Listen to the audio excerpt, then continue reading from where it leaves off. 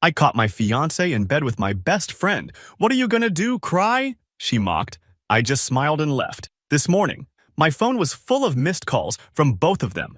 I still can't believe I'm writing this. My hands are shaking, but not from sadness, from pure rage. This happened yesterday and my phone hasn't stopped buzzing since this morning. Some background. I'm Noah, 32M, and until yesterday I was engaged to Kristen, 29F.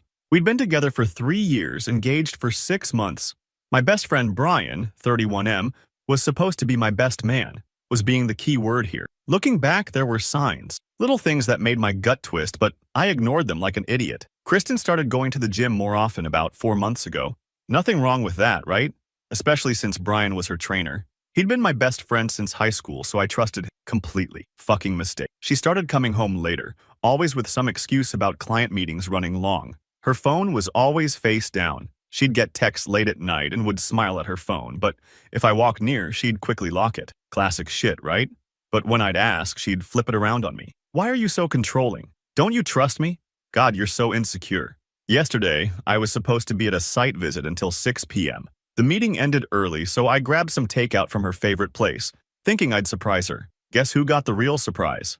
I knew something was wrong the moment I pulled up. Brian's truck was in our driveway. He was supposed to be at work. I still remember standing there, holding that stupid bag of food, staring at his license plate like maybe if I looked hard enough, it would turn into someone else's. Used my key quietly. Heard noises from upstairs. You know those moments in movies where everything goes quiet except for the sound of your own heartbeat?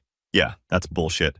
All I could hear was them, and my blood rushing in my ears. Pushed open the bedroom door. There they were, in our bed. The bed I'd helped her pick out when we moved in together. The bed where we'd talked about our future, our kids, our dreams. Kristen saw me first. And you know what? She didn't even look scared or sorry. She looked at me with this smirk and said, "What are you gonna do, cry?" Brian jumped up, stammering, "Bro, I can explain." I cut him off. "Don't call me bro." My voice was so calm it surprised even me. Kristen wrapped the sheet around herself, that smirk still on her face. "Well, say something. Go ahead, have your little breakdown." Instead, I pulled out my phone, took a few pictures, they tried to cover up too late, and said, "Thanks for making this easy." Then I turned and walked out. Behind me, Kristen started yelling, "That's it? You're just going to walk away? You fucking coward." I stopped at the doorway, turned back, and said, "No, I'm just getting started. Spent the night at a motel. This morning, my phone exploded. 47 missed calls from Kristen, 23 from Brian. Texts begging me not to tell Brian's wife Judith. More texts from Kristen switching between threats and pleading. The best one from Kristen. "You better not ruin my life over this or I swear to God you'll regret it." I haven't responded to any of them.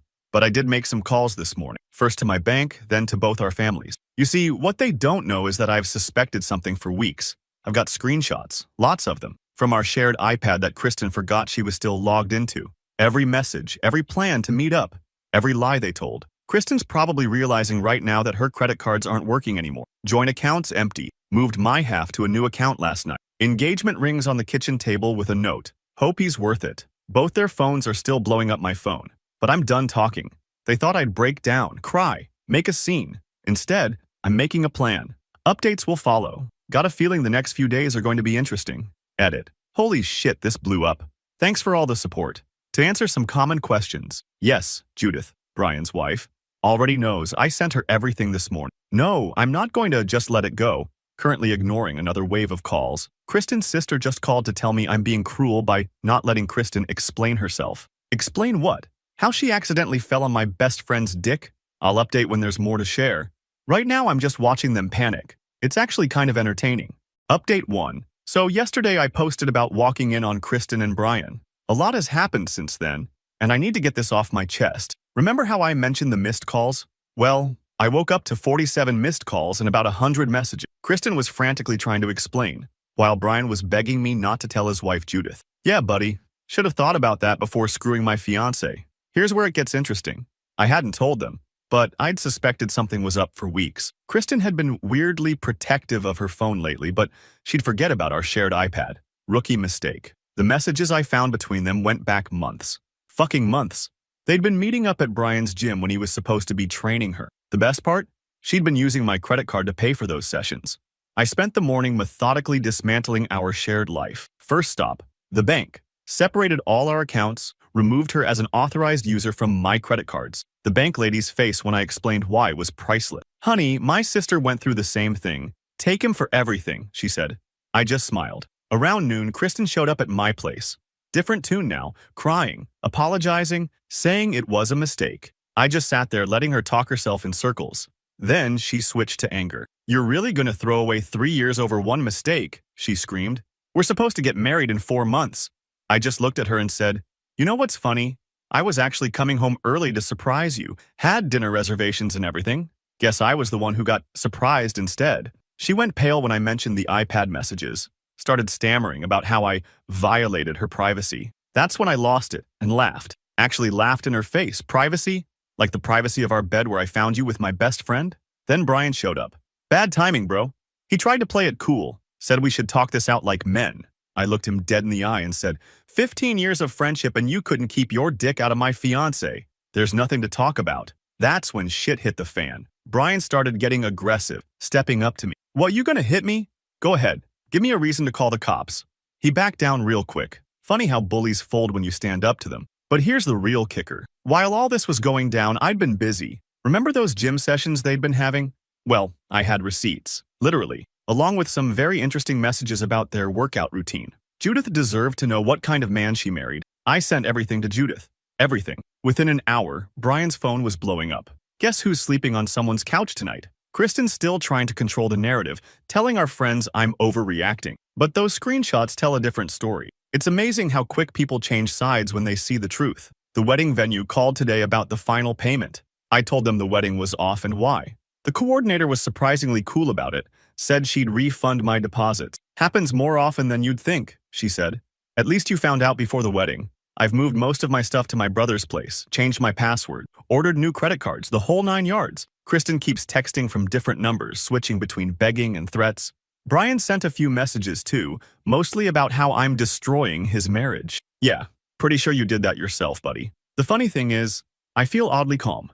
Maybe it's shock. Maybe it's knowing I dodged a bullet. Our mutual friends are divided. Some think I should work it out with Kristen, give her another chance. These are probably the same friends who knew and said nothing. Tonight, I'm meeting up with Judith. She wants to compare notes, figure out how long this has been going on. Should be an interesting conversation. But here's what they don't know. I've got more evidence. A lot more. And I'm just getting started. Edit. To the people asking if I'm okay. Yeah, I am. Better than okay. Sometimes the trash takes itself out. Update 2. I wasn't planning on posting another update, but things have escalated in ways I never expected. Thank you all for the support on my previous posts. Quick recap. Caught my fiancée Kristen in bed with my best friend Brian. She mocked me. I walked away calmly and spent the last 2 weeks methodically dismantling their lives. Here's what's happened since then. Remember how I mentioned Kristen needed my reference for that big client of hers? Well, the client reached out to verify my employment and income last Thursday. I simply told them the truth, that I was no longer engaged to Kristen and couldn't vouch for her anymore. I also mentioned how she had proven herself untrustworthy in personal matters, and while I couldn't speak to her professional conduct, I wouldn't feel comfortable being her reference. The client pulled out. Kristen showed up at my place screaming at 9 p.m. that night. She was recording everything on her phone, obviously trying to get me to react badly on camera. You vindictive piece of shit. You cost me my biggest sale of the year. She kept getting in my face, phone raised, trying to provoke me. I just stood there calmly, hands in my pockets, and said, actions have consequences, Kristen. You should have thought about that before fucking my best friend. She completely lost it, started throwing my own patio chairs at my front door after I went inside. I called the police, non-emergency line, and recorded everything from my window. They gave her a warning for disturbing the peace. The look on her face when she realized her little recording stunt had backfired? Priceless. But that wasn't even the main event. Remember Brian's wife, Judith? She deserved to know the truth. I reached out and asked to meet her for coffee. Brought copies of all the screenshots, text messages, and photos I'd gathered. She was surprisingly calm while going through everything, until she found messages from January. They'd been doing this for months, way before I caught them. He told me he was at the gym, she kept saying, scrolling through timestamps of Brian and Kristen's meetups. He said he was working late. All those nights, she started crying right there in Starbucks. Judith's revenge was way more brutal than anything I could have planned. She waited until Brian was doing his usual Saturday morning workout session with clients, showed up at the gym, walked straight up to him, and dumped a protein shake all over his head in front of everyone. Then she started reading their messages out loud. The explicit ones. The ones where they mocked both me and Judith. The gym video went viral in our local Facebook groups. Brian lost half his clients within days. Turns out people don't like trainers who fuck their best friend's fiancé. His Instagram following tanked too.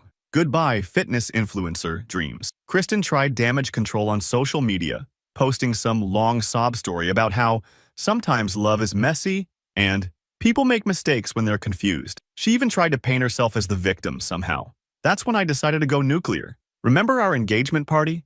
The one where Kristen gave that tearful speech about how I saved her after her last relationship, how I was the most loyal, trustworthy man she'd ever known? Everyone recorded it. I edited together clips of that speech with screenshots of her messages to Brian, planning their hookups around my work schedule. Posted it in response to her pity post. She called me crying yesterday. Actually, crying this time, not the fake tears she used at the party. Please take it down, Noah.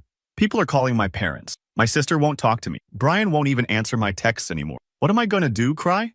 I asked, then hung up. Their affair bubble has burst spectacularly. Brian's sleeping on his buddy's couch. Judith changed the locks. Kristen's broker is pissed about losing that big client. Most of our friends have chosen sides, and surprisingly, most chose mine. Turns out people don't like cheaters who mock their victims. I'm not done yet. I've got more evidence, more screenshots, more truth bombs to drop. But honestly, watching them destroy their own lives is so much more satisfying than anything I could do. Brian and Kristen are both frantically calling and texting, begging me to talk things out and find closure. They're scared because they know I still have more receipts. The best part? I'm totally at peace. Every morning I wake up and thank whatever force in the universe made me come home early that day. Imagine if I'd married her, had kids, bought a house. Sometimes the worst thing that happens to you turns out to be the best thing that could have happened. Final update coming soon. Trust me, you'll want to hear how this ends. Finally, update. Sorry for the delay in updating. These past few weeks have been intense, but I promise to tell you how this ends. Grab a drink because this is going to be a long one. Remember how I mentioned having some cards left to play? Well, I played them all. No illegal shit, nothing that could get me in trouble, just pure, methodical dismantling of their lives. They wanted to play games. Fine by me. First, Kristen. Remember how she mocked me? What are you gonna do, cry? Those words kept repeating in my head. So I made some calls. Turns out our neighbor's security camera had a perfect view of our driveway. For months, she'd been bringing Brian over whenever I had late shifts or was away. I compiled everything. Dates, times, text messages from our shared iPad that she forgot to delete. Then, I waited. Last week was her big pitch to this wealthy couple looking to buy property. She'd been bragging about it for months. The commission would have set her up for the year. Guess who the couple's close friend was? My cousin Edgar. One quick conversation about Kristen's business practices and ethical standards, backed up with proof of her letting Brian into our house while engaged to me. Well, they pulled out, but it didn't stop there. The thing about small towns? Word travels fast, especially when you have evidence. I didn't spread rumors. I just showed people the truth when they asked. Her phone started blowing up with canceled appointments.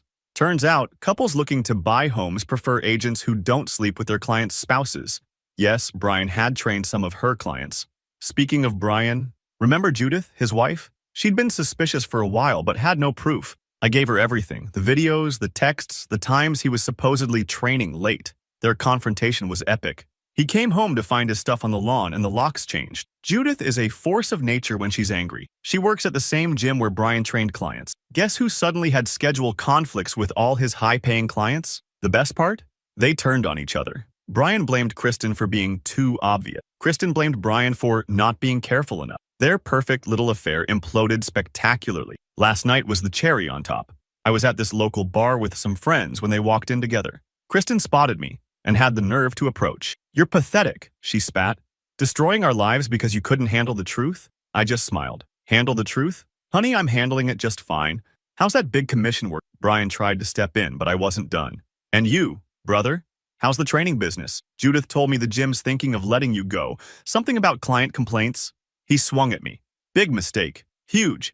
I may work behind a desk now, but I grew up rough." 10 seconds later, he was on the floor, nose bleeding. I didn't even get kicked out. The bartender saw him swing first, filed a police report too, just to be safe. This morning, Kristen's broker called her in for a meeting. Turns out sleeping with clients' spouses and losing major deals raises some red flags. She's on probation, pending review. Brian's getting divorced, lost most of his clients, and might lose his job. Their little affair? Already showing cracks? Last I heard, they're fighting constantly, blaming each other for everything falling apart. Me? I met someone. Aspen. She's nothing like Kristen. Honest, direct, no games. We're taking it slow, but it feels real. She knows my story and understands why I keep receipts for everything now.